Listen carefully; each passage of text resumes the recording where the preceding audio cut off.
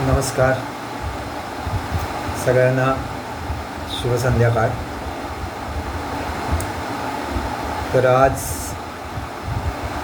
जेव्हा मला वेळ मिळतो, आता मी नेहमी रेग्युलर लाईव्ह येणार आहे, जसा जसा वेळ मिळेल त्याप्रमाणे. आज आपण पाहणार आहोत एक वेगळा कॉमन विषय आहे की जो बहुतांश लोकांना आजार असतो, पण आजार दिसत नाही, हळूहळू तो वाढत असतो. कॉमनली जवळपास 10 मधल्या 6 लोकांना तरी हा आजार असतो. तो आजार म्हणजे फॅटी लिव्हर. फॅटी लिव्हर म्हणजे यकृतावर प्रमाणापेक्षा जास्त चरबी जमा होणे आणि त्याच्यामुळं यकृताच्या कार्यामध्ये अडथळा निर्माण होणार. आता फॅटी लिव्हर म्हणजे काय? तर फॅटी लिव्हर ही एक अशी यकृताची प्रमुख समस्या आहे की ज्याच्यामध्ये यकृतावर चरबी जमा होते. यकृतावर ही चरबी असतेच, परंतु 5, 6, 7, 8% असते. पण ह्याचं प्रमाण जर 10%च्या पुढे किंवा 5, 6, 7% पुढे जर चरबी जमा झाली यकृतावर, तर त्याला फॅटी लिव्हर असं म्हटलं जातं. आता ह्या वेळेला चरबी जमा झाल्यामुळं काय होऊ शकतं, काय काय आरोग्य समस्या निर्माण होऊ शकतात, त्याच्याविषयी आपण पाहणार आहोत आणि त्याची कारणं ही पण पाहणार आहोत. तर लठ्ठपणा, अधिक प्रमाणात जास्त प्रमाणात दारू पिणं, चरबीयुक्त पदार्थ जास्त खाणं किंवा मैदायुक्त पदार्थ, ज्याला जंक फूड, फास्ट फूड असं म्हटलं जातं, तर ही बरेचसे जे आहारामध्ये हे येणारे पदार्थ आहेत, हे फॅटी लिव्हरला आपल्या कारणीभूत ठरत असतात.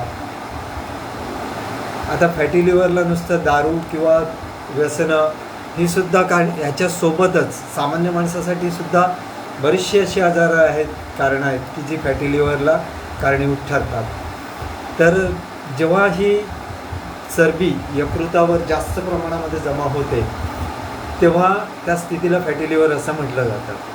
आता यकृतामध्ये काही प्रमाणात चरबी असणे हे सामान्य आहे, मात्र जर चरबीचे प्रमाण हे यकृताच्या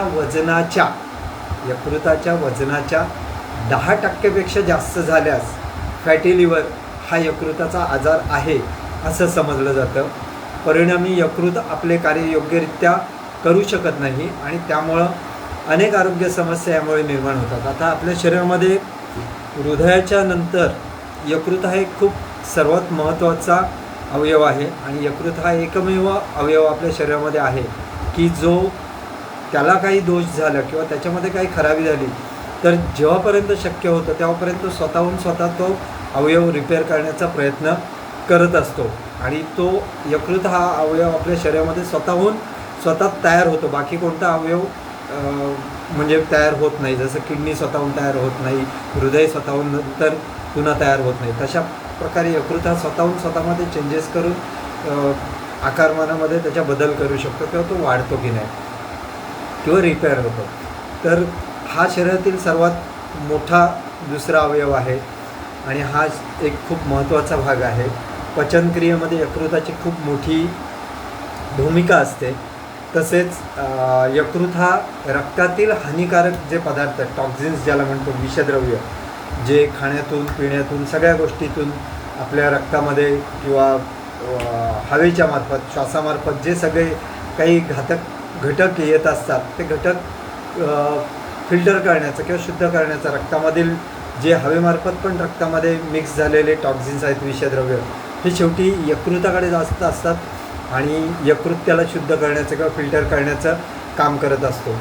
अशा यकृताचं हे महत्त्वाचं कार्य फॅटी लिव्हरमुळे प्रभावित होतं आणि ज्या वेळेला साधारणपणे 40 ते 60 वयाच्या व्यक्तींमध्ये फॅटी लिव्हरचं प्रमाण जास्त प्रमाणात अधिक दिसून येतं. पण आजकाल माझ्या पाहण्यात तरी अगदी 20-30च्या ही मुलांमध्ये किंवा तरुणांमध्ये, महिलांमध्ये, पुरुषांमध्ये फॅटी लिव्हरचं प्रमाण हे जास्त दिसून येत आहे. आता फॅटी लिव्हरची कारणं काय काय असू शकतात याच्याकडे आपण बघूया. मगाशीच मी म्हटल्याप्रमाणे दारू, अल्कोहोल पिणं किंवा व्यसनं याच्यामुळेही फॅटी लिव्हर होतो. त्याच्यानंतर आहारामध्ये जास्त चरबीयुक्त पदार्थ, तेलकट पदार्थ, आजकाल तेलं तर तुम्ही बघता जे triple filter, double filter refined oil, हे तर खूप जास्त कारणीभूत असतात फॅटी लिव्हर होण्यासाठी. किंवा आपण बाहेरचे तळलेले पदार्थ बघतो की एकाच कढईत 2-2, 3-3 दिवसाचं त्याच्यातच ॲड करून तेल वाढवलं जातं आणि त्याच्यातच पदार्थ तळून ते विक्रीसाठी ठेवले जातात. तर ह्या अशा प्रकारच्या तेलामधून तळलेले पदार्थ खाल्ल्यामुळे ही फॅटी लिव्हर होण्याचा धोका जास्त असतो. त्याच्यानंतर मधुमेह हा जो आजार आहे तोही फॅटी लिव्हर होण्यास कारणीभूत ठरतो. रक्तातील चरबीचे प्रमाण म्हणजे ट्रायग्लिसराईड किंवा LDL लो डेन्सिटी लायपोप्रोटीन्स हे जास्त वाढल्यामुळंही फॅटी लिव्हर होण्याचा धोका जास्त संभवतो. रक्तामधील कोलेस्ट्रॉलचं प्रमाण अधिक असल्यामुळे ही फॅटी लिव्हर होत असतो. त्याच्यानंतर अजून एक हेपॅटायटिस C म्हणून जे प्रकारचं इन्फेक्शन आहे त्या इन्फेक्शन असेल तुम्हाला झालेलं तर ते फॅटी लिव्हर होण्यास कारणीभूत ठरतं. गर्भावस्थामध्ये महिलांमध्ये सुद्धा फॅटी लिव्हर होत असतो बहुतांशी. त्याच्यानंतर काही प्रकारच्या बरेचसे जी औषधं आहेत रासायनिक मॉडर्न मेडिसिनची औषधं ही फॅटी लिव्हर होण्यास कारणीभूत ठरतात. तसंच अनुवंशिकता हेही फॅटी लिव्हरला कारणीभूत असतं. तसे अजून अनेक बरेचसे फॅटी लिव्हरची कारणं असू शकतात. आता फॅटी लिव्हरचे प्रकार पण आपण पाहू. म्हणजे जसं हळूहळू जो शरीरामध्ये वाढत जातो आपल्याला सुरुवातीला काही त्याची लक्षणं काहीच दिसत नाही, पण त्याच्यानंतर जी काही एक एक लक्षणं दिसत जातात त्यानुसार अपग्रेडेड तो आजार होत जातो. फॅटी लिव्हरचे महत्त्वाचे मुख्यत्वे 2 प्रकार ठरतात. अल्कोहोलिक म्हणजे दारू पिणारे जे आहेत त्याच्यामुळं त्यांना दारूच्या दुष्परिणामामुळे होणारं अल्कोहोलिक फॅटी लिव्हर डिसीज म्हटलं जातं. आणि जे लोक दारू पित नाहीत पण तरीसुद्धा त्यांना फॅटी लिव्हर होतो त्यांना non alcoholic fatty liver disease असं म्हटलं जातं. आता पहिला प्रकार अल्कोहोलिक फॅटी लिव्हर की ज्याच्यामध्ये जास्त प्रमाणात अल्कोहोल दारू पिणाऱ्यांमध्ये हा प्रकार दिसून येतो. अल्कोहोलचं जास्त सेवन केल्यामुळं यकृतावर चरबी जमा होते आणि हे चरबी होण्याचं एक मुख्य कारण हे याच्यामध्ये असतं. त्याच्यानंतर दुसरा प्रकार जो ठरतो non alcoholic fatty liver disease की ज्याच्यामध्ये जास्त चरबी हे आहार सेवन करणाऱ्या व्यक्ती, लठ्ठ व्यक्ती, मधुमेही व्यक्ती की ज्यांना मधुमेहाची पण औषधं चालू आहेत त्या लोकांना फॅटी लिव्हरचा आजार होण्याची जास्त शक्यता आहे. किंवा ज्यांना जास्त जंक फूड, फास्ट फूड किंवा वेळी अवेळी खाणं, भूक नसतानाही खाणं, अशा प्रकारचे जे व्यक्ती आहेत त्यांनाही हा non alcoholic fatty liver disease होण्याचे आजार जास्त प्रमाणात असतो. आता फॅटी लिव्हर डिसीजमधल्या पायऱ्या ज्याला म्हणतो ग्रेड, तर ते ग्रेड पण आपण समजून घेऊ. म्हणजे तुमच्या सोनोग्राफी जर केली पोटाची सोनोग्राफी तर पोटाच्या सोनोग्राफीमध्ये तिथे फॅटी लिव्हर जर असेल तर fatty liver grade 1, grade 2, grade 3, grade 4 असं लिहिलेलं असतं.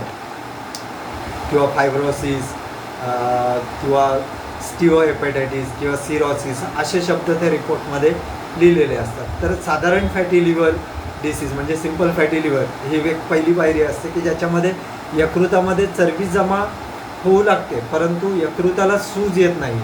आता या अवस्थेमध्ये कोणत्याही प्रकारची तुम्हाला लक्षणं ही विशेष दिसत नाहीत. योग्य आहार घेतल्यास हा आजार स्वतःहून बरा होतो की ज्याच्यामध्ये कोणत्याही प्रकारची औषधं वगैरे घेण्याची गरज लागत नाही. आता दुसरा प्रकार जो असतो म्हणजे दुसरं ज्याच्यामध्ये थोड्या प्रमाणात वाढ झालेली असते त्याला स्टिओहेपॅटायटिस म्हटलं जातं.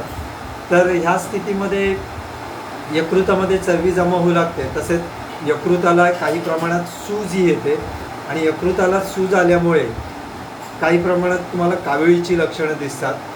तर या काविळीची लक्षणं दिसायला जेव्हा लागू शकतात तेव्हा ही दुसरी पायरी म्हणजे स्टिओहेपॅटायटिस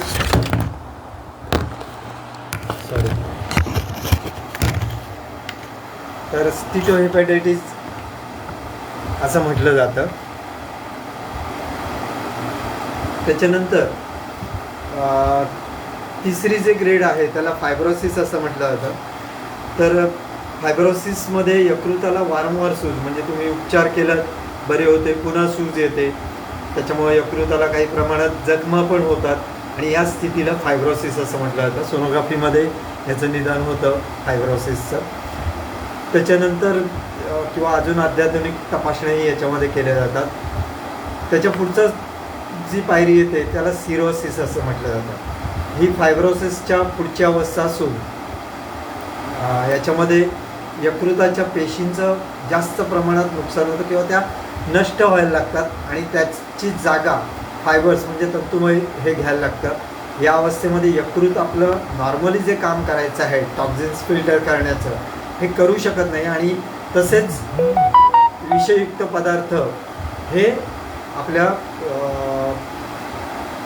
रक्तामध्ये शरीरामध्ये सोडले जातात किंवा शरीराच्या सगळ्या सिस्टीममध्ये सोडले जातात आणि त्या टॉक्झिन्समुळे शरीराला इतर गंभीर आजार होण्याची शक्यता असते.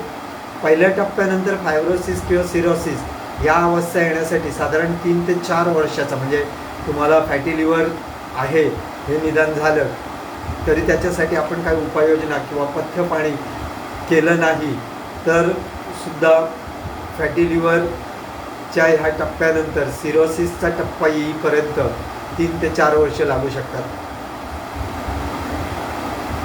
त्याच्यानंतर पुढे आपण चर्चा करणार आहोत फॅटी लिव्हरची लक्षणं. ही फॅटी लिव्हर झाल्यानंतर तुम्हाला काय काय लक्षणं असू शकतात. सुरुवातीच्या टप्प्यामध्ये ओळखणं खूप महत्त्वाचं असतं.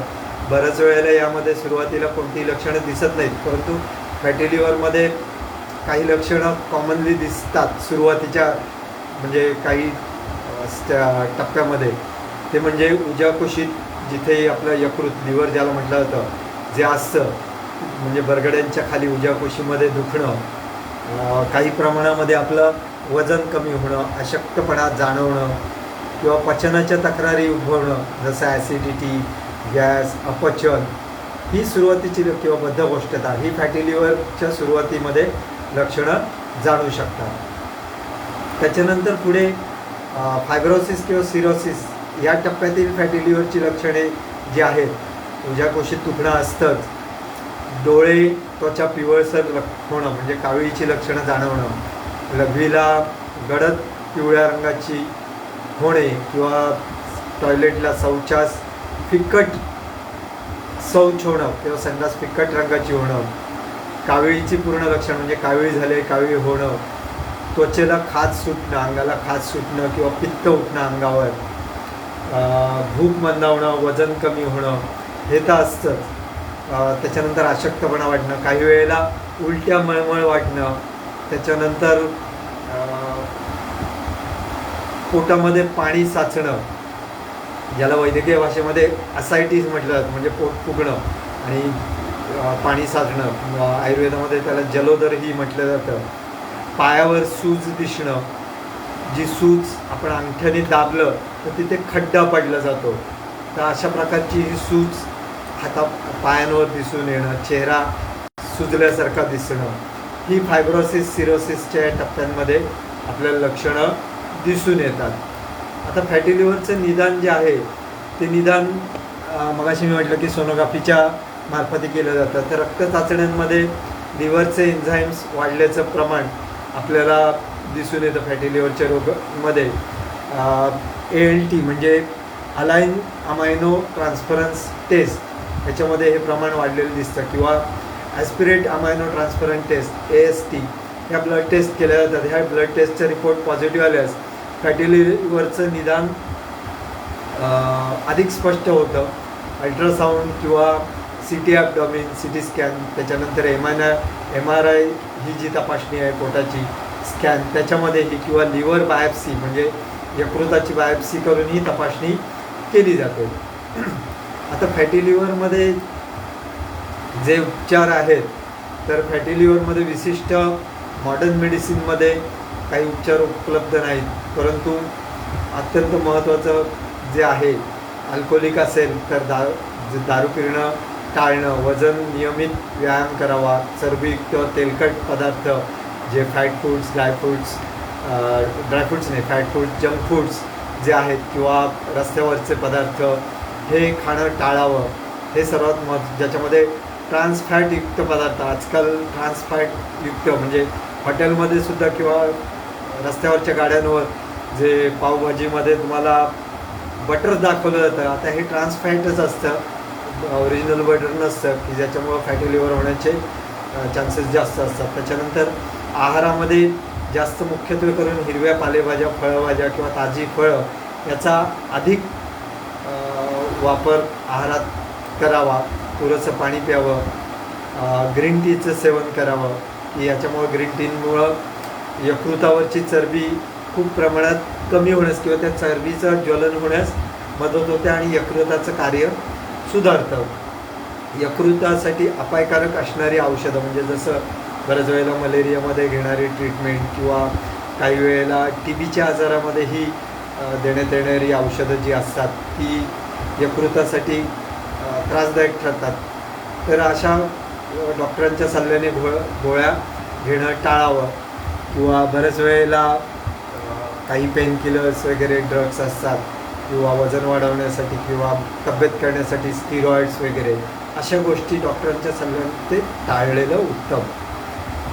तर पहिल्या टप्प्यामध्येच फॅटी लिव्हरची काळजी घेण्यासाठी हे जर गोष्टी टाळल्या तर पुढच्या गुंतागुंती टाळता येतील. आयुर्वेदामध्ये म्हणाल तर आयुर्वेदामध्ये खूप सुंदर सुंदर उपचार आहेत फॅटी लिव्हरसाठी, जसं की पंचकर्म, विरेचन, बस्ती, शरीर शुद्धीकरण, रक्त शुद्धीकरण, बॉडी डिटॉक्सिफिकेशन असं हे केल्यामुळे आणि महत्त्वाची पचनसंस्था सुधारणं, तर आयुर्वेदाच्या माध्यमातून फॅटी लिव्हरचा नक्कीच उपचार करता येतो आणि पूर्णपणे बरं करता येतं. तर असा हा आजचा विषय होता. आता या विषयासंदर्भात आपल्या काही प्रश्न असतील तर तुम्ही ह्या लाईव्हनंतर प्रश्न विचारू शकता किंवा माझ्या प्रत्येक पोस्टमध्ये माझे जे संपर्क क्रमांक आहेत 7798617222 किंवा 8484991388 याच्यावरही तुम्ही व्हॉट्सअप करून तुम्ही प्रश्न विचारू शकता. तुम्हाला जर आजार झालेला असेल तर त्या संदर्भात केलेल्या तपासण्या त्यांचे रिपोर्ट्स तुम्ही व्हॉट्सअपवर शेअर करून त्याच्याविषयी उपचाराविषयी तुम्ही अधिक माहिती जाणून घेऊ शकता. उपचार हे सशुल्क असतात, तर त्यानुसार ज्यांना गरज असेल, उपयुक्त वाटत असेल तर त्यांनी नक्कीच संपर्क करू शकता. धन्यवाद.